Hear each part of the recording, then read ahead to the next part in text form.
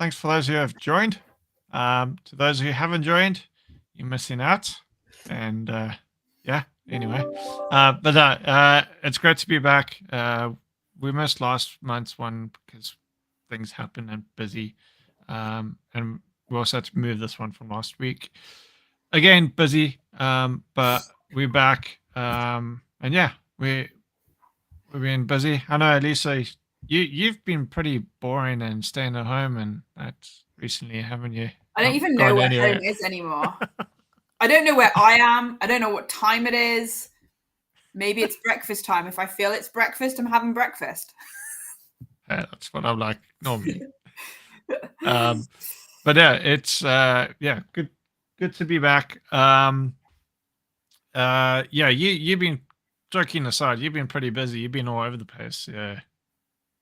Yeah, I've And been since July. I've been Amsterdam, Kazakhstan, Uzbekistan, the UAE, Oman, and Malta. at all. Yeah. Be David, GoPros, all that. Yeah, Living the it's like dream. it's one of those things though where so Sarah Armstrong Smith, one of my good friends, she said to me, the problem with work travel is that you show up at the airport, you fly to the place, you go to the hotel, you do the meeting, back to the airport, fly home. And it's really incredibly draining. And it's incredibly like difficult to feel like you're really like you don't really feel at any point like you're really living your life at all because you're literally just at airports and hotels. So her solution was take a bit of extra time on the trip, go and do something. So stagger some fun stuff, sightseeing or whatever. She does sightseeing. I go and dive sunken shipwrecks. We're not the same people. And just go and do something. And then you feel like I've made the most of being here as opposed to just this person who just shoots around the world. So that's what I've been trying to do. And it actually works quite well. I'll be honest. The same. You just do sightseeing underwater. Yeah, exactly. It's exactly the same. With a big tank strapped to your back, and you could possibly die. Yeah, but I mean, to be fair, me just existing, I could possibly die. It's me, for God's sake. So it doesn't really add much to the situation. Yeah, well, my stuff, I've been really exciting. Been doing nothing. Your boiler's broken. That's pretty damn exciting. That's like extreme sports. No, it's you live in Scotland with no boiler. That's like yeah. So when I say I have no boiler, no hot water, period. Only kettle is the only hot water I have at the moment. Oh my god. I'm not hardcore enough for that. So showers are pretty yeah. But it's fun. Yeah, it's not something I want to do quite often. So hopefully we'll get it resolved. If not, well, I may as well just go jump in a loch or something. At least that way it's over and done with. More exciting than standing in the shower screaming. David's going, what the hell's going on here? Yeah, so what I think we'll open up with is the topics that we had. And the first, as far as I can remember on the agenda, was going back to the 90s. I don't even know they still existed, were pages. Yes, pages have become hot again, literally and metaphorically. Well, okay, obviously what happened with the pages is serious in that, but the humorous side of it is all the memes going around. The later generation having to look up what pages actually are, what they mean, like devices. So those who don't know, back in the 90s, there was very little in the way of cellular phones and that kind of stuff. And the way you contacted someone was via pager. Now, I think it was largely medical type stuff. You had a pager. You might even see it on some of the medical shows. You see the little beeping thing going off, and that means you phone a phone number, and then it will give them a pager, like a notification. Hey, you need to go contact this person. So it's like kind of a way of contacting someone. And as I said, like those were in the 90s, I think. Yeah. I never had one. I don't know either. I think I my think I dad was had one. slightly too young. I wasn't in the workspace when it came out, so Yeah. But then recently, what was it, 2 weeks ago or last week? The In Lebanon, a bunch of, well, good number of pages started exploding, mhm, which is obviously pretty significant. mhm. And of course, all fingers were pointing towards Israel. I don't think it's been confirmed, but they neither confirmed nor denied it. And there's also It's not like that. It's not really that innovative as an attack either, because in 1996, I might be wrong. Someone might have to fact check this. Israel killed or planted explosives in the mobile phone of the chief bomb maker of Hamas, I think. And then I think it was probably 2007, 2008 ish, they also killed a commander, a Hezbollah commander, by planting explosives in his new SUV, I believe. So this is something which, at UN level, they call booby traps, which, interestingly, from a UN perspective, understandably aren't well received as a tactic by military. And they define booby traps, and I'm paraphrasing here, so, don't shoot me for getting it wrong, but it's something that you plant explosives in something that everybody else would perceive as a harmless object. Yep. So a mobile phone, a pager, whatever, a car, you perceive them as harmless, right? And if you plant explosives into that in order to kill someone, that's classified as booby trap and not at all well received at UN level. Yeah. Yeah, that's interesting. I don't know too much about that. I think the interesting side of it is just how widespread it was. So they got in numerous devices. I don't know the exact number, but it was a significant amount. And it ended up not just being pages, but it also turned out to be radio devices, walkie-talkies, whatever you want to call those things. Also those. Now, it's important to make it clear that this wasn't a cybersecurity attack. Like, let's make this absolutely clear. This is more espionage level type stuff, warfare, spooks, spies, or that kind of, movie type thing, except for this is obviously real life. But there wasn't any sort of 0 day or anything that they exploited that suddenly made the page blow up.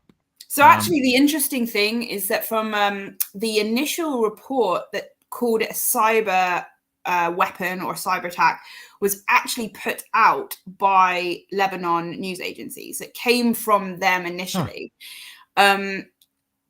Where that came from, I don't know. I'm not going to speculate, but that's where it initially came from. And my understanding, and I am not in any way either an explosive network expert or a lithium battery expert, but my understanding from the people who are is that it would be exceptionally unlikely that you would be able to detonate lithium batteries, because in all honesty, you might be able to, but more likely you would just cause fires. And none of these devices caught fire. They all exploded, which indicates that it wasn't a cyber attack sending something to the battery that made the battery overheat and then explode, which was the very tidy narrative that initially came out.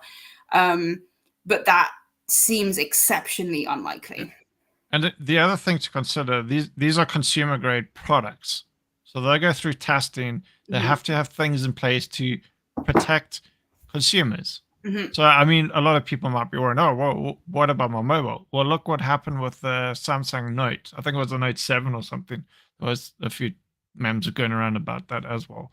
But the reality is the Samsung 7, even though it had a significant, massive issue, there wasn't suddenly massive explosions in it. It was more minor fires and minor burns. But we also have to realize, like, a lot of modern technology, there's a lot of controls and regulations and that put into place in order to protect consumers against faulty devices and that. So in order to get around that, say there was some flaw, I don't know, maybe there is a way to blow up a lithium battery.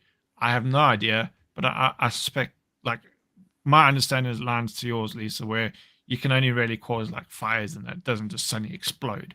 Mhm. But even if, say, you could, the amount of things that you have to get through in order to bypass those protections put in place is massive. Where you take a stance like whoever did it, probably Israel, but whoever did it, you go to the heart of it and implant supply chain really, Mhm. and implant the thing then and wait for it. That will be a far more efficient means. You're almost guaranteed that it will work, and yeah.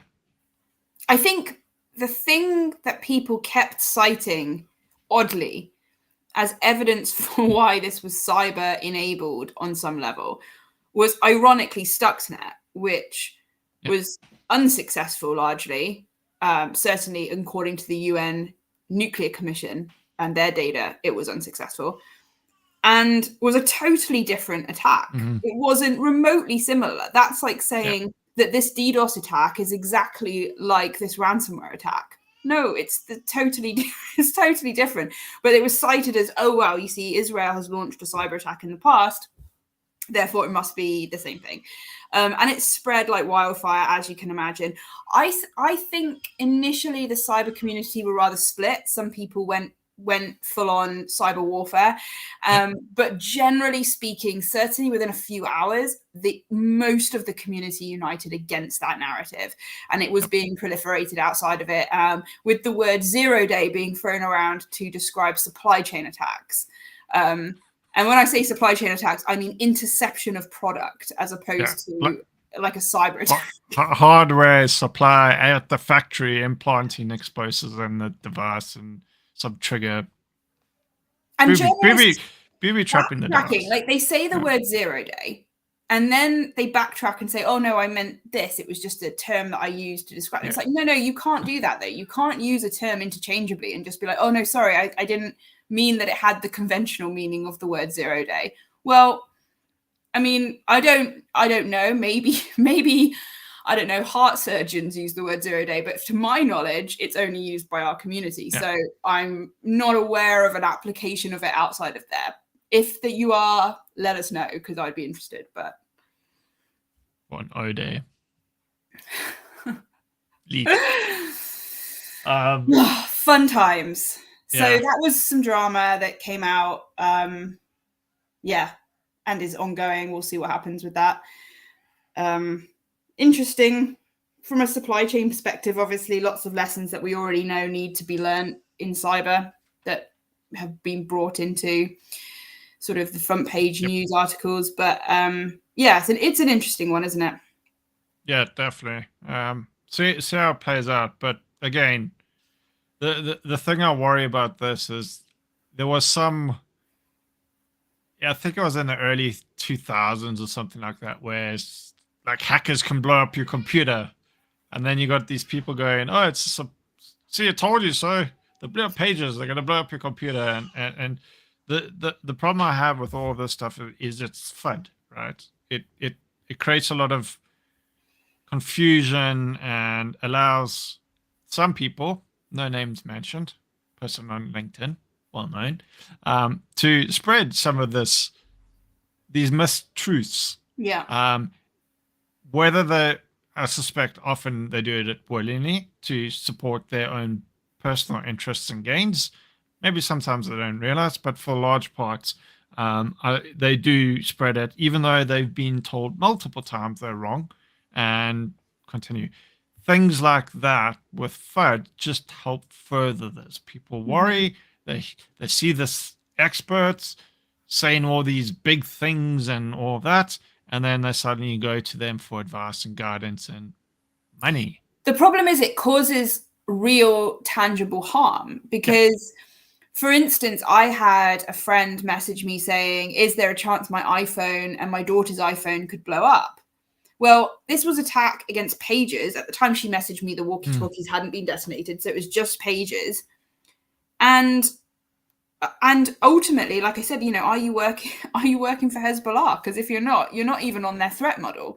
And this is the things that are forgotten when people talk in the news, when people try to cause this FUD. They don't talk about the threat modeling mindset that we apply usually in our jobs, which is, why did the attackers attack this group of individuals? Are you likely to be attacked? Yes or no? Are you using the same devices, etc.? Yes or no? And all of these things can quickly whittle it down and be like, you know what, my iPhone's probably pretty fine. I mean, there's probably other issues with the iPhone, but not explosives at this moment in time. So that's what's frustrating, because it actually is causing fear, and it's stopping people, normal people, as Dan Card would call us, us, not me, normal people, from engaging with technology and using technology, because it's starting to look scary. I think it also detracts or takes effort away. So you're focusing on these non-issues because you're trying to show they're not an issue, and so on and so forth, where the big glaring issues don't allow you to spend time on actually fixing things like crappy passwords, MFA, those kinds of things. We're spending so much time like, oh, don't worry, your phone's not going to blow up. But by the way, that crappy password you have, let's talk about that. It's the same thing with Pegasus, right? So Pegasus is obviously something that strikes fear into most of the cybersecurity community's hearts. But in terms of its actual targeting, the people who are most likely to be affected by it are human rights activists, journalists. Look at who you are. Realistically, fine, someone could infect my phone with Pegasus, fine. The chances of that are pretty low because I'm pretty much a nobody. So that would be wasted effort, probably. If they infected my phone with Pegasus, they'll immediately uninstall it because they'll go, this person's boring. To be fair, it might be useful because it might heat up and you might be able to use it in place of your boiler. Chuck it in the bath. Chuck it in the bath. Thanks to this malware, my bath is now warm. One-time bath. Go to the insurance company.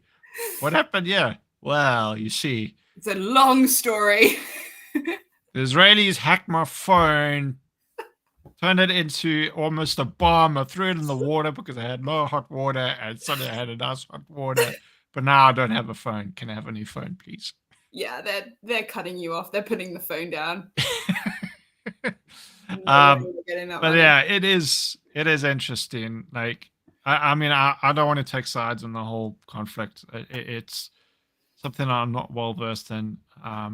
It is interesting. Ultimately, unfortunately, both sides they're going to be casualties, which is always a shame. Hopefully, it will resolve and people go back to living their lives and being peaceful in some way or form. But yeah, for those outside, I think it's important not to jump to conclusions in that, because again, that helps escalate things. It helps one side or the other, so on and so forth. And also helps some of the more, let's say, not truthful characters out there, as we mentioned around the FUD stuff. So yeah, there was one last point on that. I think that we saw like a large volume of people split. Some people saying this is a war crime, etc., etc. Some people saying, no, it's definitely not a war crime. I'm looking at both camps and I'm thinking, how on earth can you make that assessment? You've got no data. The person who's done it, the country or the group that has initiated this attack haven't even come forward. Yep. So what are you basing this off of? You're basing this off of absolutely nothing. Yep. Wait, see what happens, see what comes to light, and then see what the investigation yields. And you see this with cyber attacks as well. We do it like we just jump straight in with this is this. And often you end up with egg on your face because it's not. It's very rarely what you've come up with in that initial reflex reaction. Yeah, absolutely. I mean, there are things pointing to one area, but as you said, we still don't know who actually did this. No one's being confirmed as the the ones that initiated all of this. Yeah. I doubt it's a small thing. It's probably nation state. So we're probably looking at a nation, but maybe not. Yeah. But yeah. Who Till knows? then, speculation. Exactly. There was a couple comments from Adam. Yep, the public paranoia is to sell more newspapers. That's certainly a big part. It's an area of increased frustration for me where the media just pushes out the FUD narrative. I mean, we've seen it recently, or fairly recently, with things like COVID, where there was a lot of information pushed out without truly understanding the real facts or allowing the facts to be established before jumping to conclusions. Like drinking bleach, for example. Yeah, we won't go down that. I just found it incredible during that time. Like people just read something and immediately, yep, that's true. And obviously the media were I think for a large part having a great time because there was a lot of FUD and paranoia around that. So they went off and did their thing and whatever. The Pages stuff as well is a really good example of how a story can suddenly escalate and become far bigger than it actually is. Not trying to downplay it, but it sometimes does get blown way out of proportion. And I think one of the things for me when the CrowdStrike incident happened back in July was that what I got this vibe from a lot of people in the cyber community, part of our role, and obviously that wasn't a cyber incident, but generally speaking, part of our role is obviously to mitigate the damage, repair, get things back online. Fine, yes. But the other side of our role is actually to reassure the public that it's fine. Like you don't need to panic. You know, you can turn up to the airport and you don't need to withdraw all your cash from the banks, because actually the net effect of that, if it's not necessary, is damaging. I wonder where that's happened before. I think to seem to recall, we're running out of petrol. Actually, we're not, but because the media went berserk, we did run out of petrol. 100%. And so you've got to remember, if you're a professional in a community and something's happened that relates to your community, it's part of your responsibility to reassure the public that it's okay and we're getting to it and we're sorting it and it will be fine. Like that's part of that responsibility. And it's very disappointing when I see people going, people are going to die from this. And you're like, oh my God. Establish the facts. Sometimes take a bit longer to reassess. And also, I think a lot of the times people get into different camps, but also play on their emotions. And when you have emotions involved, you sometimes don't think clearly.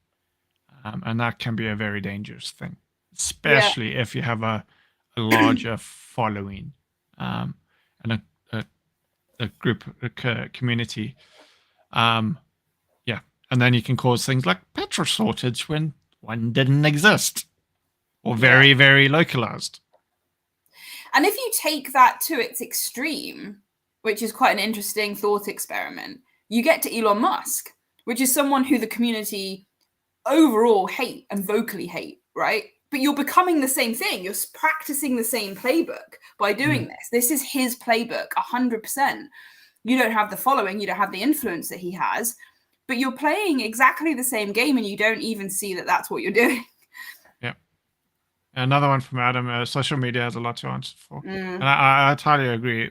It's gotten to the point where I think some, and I don't know this because we can't confirm it, but I highly suspect some, and I'm hoping, I think this is a small number at least, I hope so, are more interested about the likes and follows than actually worrying about the information they're sharing, whether it's accurate or incorrect. They may even share and willingly share incorrect information if they know that it could garner more attention. Yeah. Which is disappointing, worrying. I'm hoping it's a very small minority. I think in most cases, it's people just not being aware or doing it too quickly, thinking, I might get some likes out of this and not actually realizing the full implications. I think the problem also is social media rewards absolutism. So it rewards, it doesn't reward nuanced views. It rewards like black and white thinking. So the more black and white you can be, the more likes you'll get. The more sensational your language, the more likes you can get. So what you end up with is something that's not really that serious becomes this devastating thing. So you write absolutely horrified and then insert Sainsbury's are selling this or something ridiculous. When you use the word horrified to describe an event that's just mildly irritating. And you end up with this situation where then you have to use extremist language in order to get any attention on social media. So everything has to be driven up to 10. Like pineapple on pizza. No, that's an exception. There is something I'll share towards the end that I think beats pineapple on pizza. I think it does pretty as well. sure. It's absolutely abhorrent. So stick around. You're about to be put off some food. To be honest, for if you're forever. Italian, I'd just go now. If I were you, I'd just disconnect if you're Italian. It's not worth Yeah, it. I'm not even Italian. I'll probably recommend disconnect. Yeah, it's true. Yeah, it's true. Now, that's saying something. No, it's definitely evil. Way 100 times worse than milking first or last. Like, No, it's way worse than anything related to tea. you might not This is- sleep tonight. You've So been warned. We've put the disclaimer out now. So whatever psychological damage happens as a result of this is no longer our responsibility. can't unsee it. So the second topic that we were discussing, talking about, is regulations and compliance and that. How they can be helpful, but also how they sometimes can hinder security. I think there's a discussion tomorrow. I'm going to the International Cyber Expo about secure by design, and they were talking about how this should be a mandated standard, right? Which is great in an idealistic world. No one disagrees that this is something that should happen. But how do you enforce that? How do you get people to do it? And if you can't enforce it, there's no point in even saying it. Is this the NIST secure by the design principles? Yeah. I'm gonna get on my soapbox and have a little rant. Go for In it. principle, I agree. I think it's a good approach. But as you say, how do you get people? Our players are gonna do secure by design. I know that there will be some companies that pledge to do secure by design. They won't. I'm almost 100% sure. Hopefully, it'll be again a very small number, but I think there are some that will take advantage of that and use it as like a marketing tool, a way of bypassing some of the efforts that they have to do. Customer comes up, what security controls? Oh, we've done a pledge to this thing, and as you say, there's no way to validate that. So from a business perspective, it's a very easy win. The only trouble is when you get caught and you're not actually doing it. But then again, what are the repercussions? Yeah. If you a business leader that's, let's just face it, not that concerned about security, and you're looking for an easy win, it's probably a very easy way to get it. And that's why I'm really frustrated about it. I think it is a good move, but you need to enforce it. You need to have some way of validating that those who pledge it are doing it. And there's nothing there. And I think in order to encourage more uptake, you have to think about it from a commercial perspective. And I don't know the numbers because I guess it would depend on what you're making. It would depend industry to industry. If it's more expensive to do it this way, the long and the short of it is they're not going to do it. Unless all of the people in your industry do it, they won't do it because it's a simple cost benefit analysis. And until we have consumers who are looking at things and going, we need to build it in this way, I need to only buy things with this label or whatever. Until we have that, what's the driver? Well, how do you... So I, as a consumer, I have to basically trust their word as well. Exactly, yeah. And someone who's going to be not that forthcoming and honest, is obviously going to lie about it. They're not going to be truthful. Like, well, we've kind of missed this or we've missed that.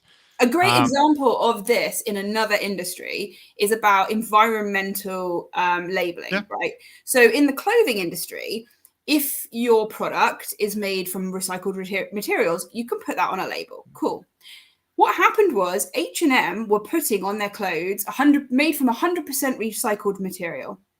The label in the clothes was made from 100% recycled material, not the clothing. And they wow. got away with that. And this is my point. If Yes. you make a rule that's static and says X, they will gamify it if they can. This is how it works. Yep. I know it's Yep. quite outrageous. They actually had the guts to do that. It's like, okay, that's interesting. So yeah. And that is exactly what I'm worried about with this thing. Mm-hmm. I think so. I've never been a big fan of regulation and governance and that. Um, Primarily because I think at times it's too woolly, some of the language.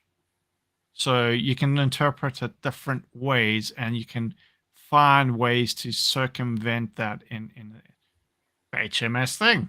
It's a very H&M, HMS, what was it? H&M, M&S, yeah. H&M.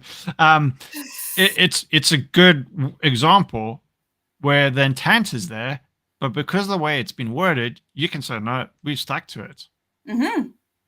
And that doesn't help security, that hinders security. No. So we need to figure out ways of being able to have regulations. And I'm all for making sure that we hold companies to account. Like we have to have ways of holding them to account, validating them. So if they say they do things, have a means of saying, okay, well, prove it, show me. And it's very difficult. So one of the things I do in my role is review software that our team members want to use.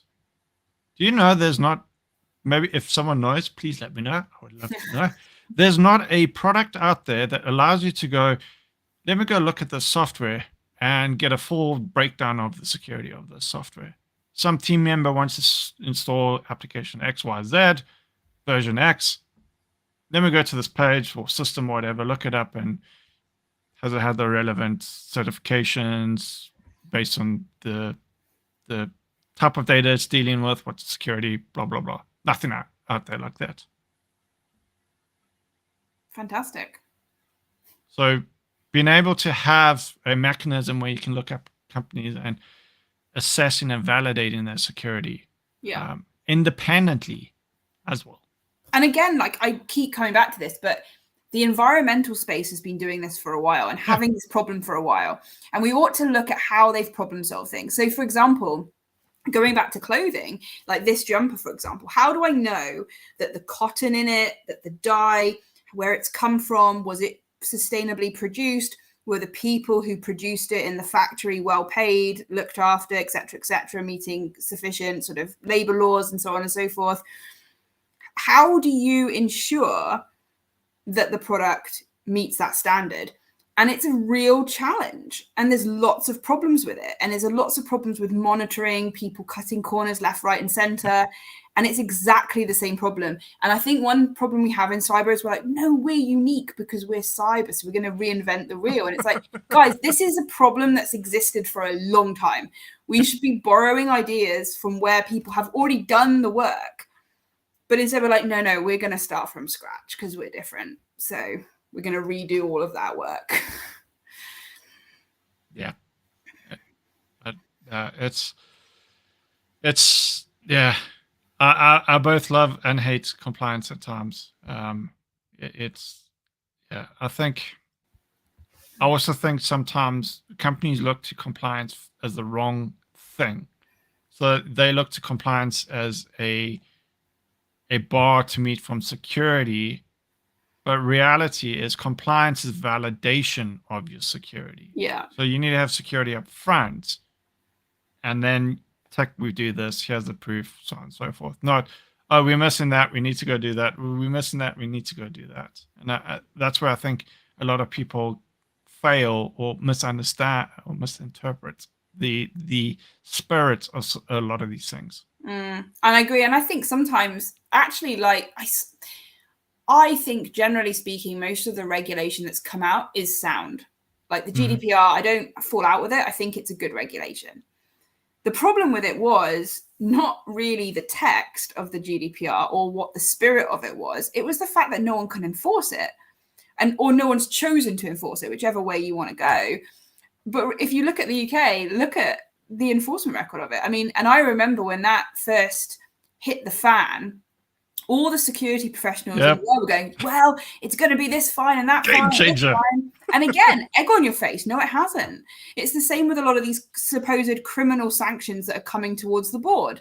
Okay, well, show me a company where there's been a serious failure of something and they've actually gone to prison, because I've yet to see that happen. I mean, Boeing has literally, I mean, they've been having planes crash and doors coming off and still nobody is in jail. So I'll wait and see when the data breach throws the CEO in jail. I won't hold my breath for that moment, personally. Well, BA, GDPR, BA, you'll just get your fine squashed. Yeah, and that if you even get to that point, you just challenge it and challenge it and challenge it, and then it's dropped. Okay. And even if you are fined, a lot of companies, they're putting money aside for fines in case they get fined. So it's not really the penalty you think it is. Or have insurance. I think some of the sub insurance. You can't insure against fine, though. You can't have insurance won't pay for like a speeding fine or anything like that. You can't insure against that. But ultimately, like essentially what you are doing is insurance, because you're putting a pot of money aside that's like, well, when we get fined for something naughty we've been found out to be doing, this is the pot of money that pays for that. There is one caveat that I think, my hopes are it will change things somewhat, and that is DORA. So with DORA, not only will the company be fined, individuals, you'll be fined on a personal level as well. So the people like the CEO, CTO, CISO can be personally fined. We'll see. So will that change? It's like the GDPR. I think in principle it's brilliant. I really am supportive of it. How it's enforced will dictate whether it's a success or a failure. I think that could change things, because if you look at GDPR, the company pays up, whatever. When it's your buddy on the line, it's kind of a bit of a different story. Yeah, it'd be interesting to see how that pans out. And what rules there are. So if a company gives them money to then pay, I think that hopefully that's then illegal and you go to jail. I think companies will start listening at the moment the first organization suffers the fines. Yeah. Until that point, I do suspect people are thinking, well, we'll see. Well, go look at the CrowdStrike issue. How many companies were DORA compliant for the and the DORA is actually in effect now. It's just that it's not been enforced till the beginning of next year. So we'll see. It's going to be an interesting ride. I think the thing that holds companies to account the most is lawsuits. I know we don't want to say that. It's not very ideologically sound as a principle, but I do think the fear of lawsuits drives a lot more, because if you've got, potentially millions in a class action against you for something, that's a little bit more serious. That's something that we really don't want. And you get all the bad press from the court case as well. So yeah, that drags out and costs and that. I can see that. But unfortunately, it means all the lawyers get paid. So the lawyers have saved the day. Yep. Yeah. Good old. Speaking of rights and privacy and everything else, brings us on to our third and final topic of the evening, which came out of a Twitter post that I did actually, where I asked, and it actually went nuts. Like the responses were insane. So it's on my Twitter profile. Go check it out if you want to read all the responses. There are some really interesting thoughts on there actually, and it was about where do we think the ethics or code of conduct lies with making AI content of someone else, right? And the reason this came up is I've had a few incidences now where people have gone and made cartoons of me, gone and made images of me, taking photos that I've put online or whatever, using that. I've had videos made of me saying things. And in all the cases, none of it was disgusting. None of it was sort of, it was all kind of done in a well-meaning intent for fun and for laughs. But it left me feeling in a weird way like my privacy had been invaded. It didn't feel nice. It felt really quite unnerving to see it. And then someone made the point on the Twitter post that actually not only does it feel like an invasion of your privacy, but they've also inputted a ton of your data into these LLMs or into Midjourney or whatever you're using without your consent. Yeah, I mean, that's certainly valid. It's a tricky one because at the same time, when you post into the likes of Twitter and that, it's public, right? You know that is public. Anyone in the world, unless you make your profile private and soon to be, it doesn't matter if you block anyone. But anyway, there were ways around that. If you don't make your profile private, then anyone in the world can get that data and those things. So I certainly agree. It does seem morally wrong, but whether legally wrong, certainly morally wrong, I think. I think it's difficult, isn't it? Because where do you draw the line? Like someone was saying, well, if it was sexual content or something really offensive, and it's like, okay, but then what you're doing is saying it's fine to take my photos and make images of me, provided that it's not sexual or offensive or whatever. And then you get into like really shaky ground in my perspective. So I feel personally like if I want to make an image of Sean, I'm going to drop you a message on Signal going, hey, can I make a funny AI image of you? I'm going to use these photos. I make it, I show it to you, and then I go, can I post it? Mm-hmm. You go, yes, fine. I don't think there's anything wrong in that. Yeah. When you do it with, this is the other thing, these people don't know me. So it's even weirder. Yeah. Yeah, it is. It's an area that I think is very new, and we have no idea what to do. It's kind of like a rabbit in the headlights. And there's certainly very valid points. And I can see arguments made for and against, as I mentioned, like it's public, but it's also private, so it's personal. So yeah, I think it's probably where, funny surprise, regulations are going to have to start coming in and trying to draw those guidelines and clear delineations of what's acceptable and what's not. Yeah, and I think this is the difficulty. Yeah, this is the difficulty with it because it's a bit like the Bitcoin situation all over again, the crypto situation all over again, where we were like, it's not a thing, and then it became a thing, and then it literally drove financial and cybercrime through the roof. We were like, oh no, it's a thing. And it's basically the same thing where we were like, no, AI is not a thing. Oh no, it's happened again. But one of the things I wanted to ask is, in terms of those videos and pictures and that, so they were of you, right? Could you tell that obviously you knew they were doctored and all that, but could you actually look at them and say, if I didn't know any better, I would say this was me? Yeah, some of them. I mean, the cartoons evidently not. Yeah. But the video and a couple of the photos, they looked. I think someone who knew me really well would know it's not me. I think you would know it wasn't me. But I think for the vast majority of people who saw that, they would think it was me.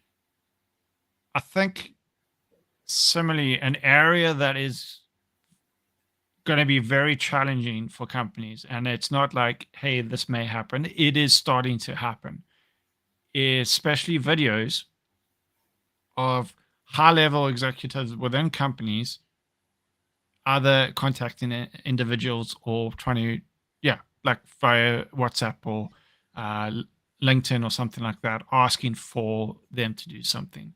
Hmm. I think, what was the one company that it happened at? Was that? Oh, I forgot. It happened at some company. Rachel Toback put out a really good video. This was voice, it wasn't video, but she basically did this, and she cloned someone's voice using just snippets she found online, and then phoned someone and got that person's passport details, because it was so Mm. like, and this is someone who works every day with this person. And Yeah. honestly, if you go watch the video, I presume it's on Rachel's Instagram, well, maybe on Instagram, on Twitter. When you listen to it, you're like, oh, I don't think I'd spot that. If that number was spoofed and that voice came, I don't think I would go, that's not a human. It's much like phishing emails, but it's taken it to a whole nother level, because the other thing you got to realize is, even us, I've clicked on phishing stuff. We all have lapses of judgment. We busy. We had a long day. We're not concentrating. We see something that we're familiar with. We're like, okay, fine. It's so and so. Sure, yeah, there we go. And then next thing you know, I think the only thing that gives it away is if the request is odd. yeah, So like if I get a phone call and it looks like it's coming from you and you're asking for my passport details, I'd be like, why would you be asking? Like, that makes no sense. I'm putting the phone down. So I think that's the only challenge attackers will have, is that you've got to know the relationship. But between, for example, the CEO and his PA, very reasonable. She's asking for personal details. Credit card information is probably reasonable as well. And this, people, is why it's so important to make sure your employees in your company know, especially from your executives, they won't use things like WhatsApp or LinkedIn or whatever to make business requests. Make sure your employees use your internal business communication mechanisms and know that's the only mechanism they use to make these requests. And that's a way you can really circumvent these. So if you get someone gets a request from your CEO from WhatsApp, and you know that's not possible, we talk via Slack or Teams or whatever, then that's a dead giveaway. And I think ask for verification. If it involves money, especially, if I call you up and I'm asking for money, email me. Send me on another platform a message, because the chances of all of my platforms being compromised is pretty low. And the chances are they just spoofed my number. So we have to be thinking about out of band communication. What communication did they use to contact us? I need to communicate in a different way to ascertain this. Yep. And always feel free to say no. Yeah, and say no, because ultimately, if you say no to the CEO and go, I don't know if this is really you, I'm putting the phone down, and you call them back, at worst, they're going to be marginally irritated if it was them. Yeah, exactly. And they're going to be a lot more irritated if you've just cost them hundreds of thousands of pounds. That's going to be way more irritating, trust me. Not that I have hundreds of thousands of pounds, but I would be more irritated if someone lost me my money. Sorry, Lisa, what's your passport number? Oh, it's simple. It's just 1, 2, 3, 4. Oh, sweet. Same for everything. It is, as someone who works within obviously, or most of us do, work within a company with quite a number of employees. It's an area that worries me. The smaller the company, it's easier to deal with because you're very close knit. So as you say, Lisa, you get to know people. You can know when things aren't. But when you have a sort of more structured hierarchical thing, like, you're not going to really deal with the CEO all that much. And then you suddenly get out of the blue a message from the CEO and it looks pretty legitimate. You're going to be like crapping your pants and going, oh, what do they want? If I don't do this, I'm going to get fired, especially if you like more junior in your role. And people also need to remember that a lot of these scammers play on people's emotions. So fear, urgency, romantic, financial, those are all emotions they play on, and that's how they gain. They're very good at what they do. Yeah. Yeah, definitely. So Happy times. What a time to be alive. yep. It Speaking is. of, and you might not be alive after this happens. All right. A big finale. The pineapple on pizza beta thing. All right, Lisa, do you like ice cream? Yes. I know where this is going because I've already seen this, so I know this is going to be dire. How would you feel about porcini mushroom flavored ice cream? I mean, that I can almost taste it and it makes me want to heave. Includes combinations including basil and chili and green cardamom. No. Or lobster. Ice cream. Lobster? Who is ordering lobster ice cream? I mean, Goodness, come on, since guys. We're 1988. creating problems here. So if you want lobster ice cream, go to Ben and Bill's Chocolate Emporium in Massachusetts. I mean, it's not chocolate, so I don't know why you think you can label it Chocolate Emporium. It's wasabi. I wouldn't have it. It doesn't sound nice. That's but it's not like, the worst. It's not that's terrible. Horrible. Yeah. You can have Christmas tree flavor. What is wrong with people? You're creating problems. There's enough problems in the world. We don't need you to create more because you've been a bit too creative. Like, stop being creative is the message we're sending out here. Chili, Thai chili. All right, here is where it gets really bad. Baked beans. Oh, Jake Moore. Shout out to Jake Moore. He will love that. We need to get Jake Moore to this ice cream shop to eat the baked bean ice cream. Sorry, Jake. I've just sold you out. And then haggis flavored ice cream. And then finally coronation ice cream. Coronation chicken. I think that might be the worst. I actually think that might be more disgusting than lobster. Yeah. Oh, that would be nasty. That would taste like vomit. That would taste like cold vomit. Ugh, yeah. I mean, I don't mind coronation chicken. I have that like spread on a sandwich or something like that. But ice cream? No, not on ice cream. Not on ice cream, but it's like in the ice cream. It is the ice cream. So there you go, guys. Isn't that a wonderful end to the podcast? So I'm sure you can go look them up and do what you need to do. And if you do eat them, please keep them to yourself. We don't need photos. We don't need, apart from Jake, who we are sending there to eat the baked beans ice cream. Him aside, everybody else. Yeah. Oh, he will be posted. He'll probably show it on like BBC or something like that while he's on there. Yeah. Look at my baked beans ice cream. Absolutely foul. What's wrong with people? I don't know. Just leave ice cream. Vanilla, chocolate, cookies and cream. The normal flavors. Yeah, just eat goddamn vanilla. It was fine. Like, put some sauce on it if you want. I don't care. But why are you making weirdo ice cream?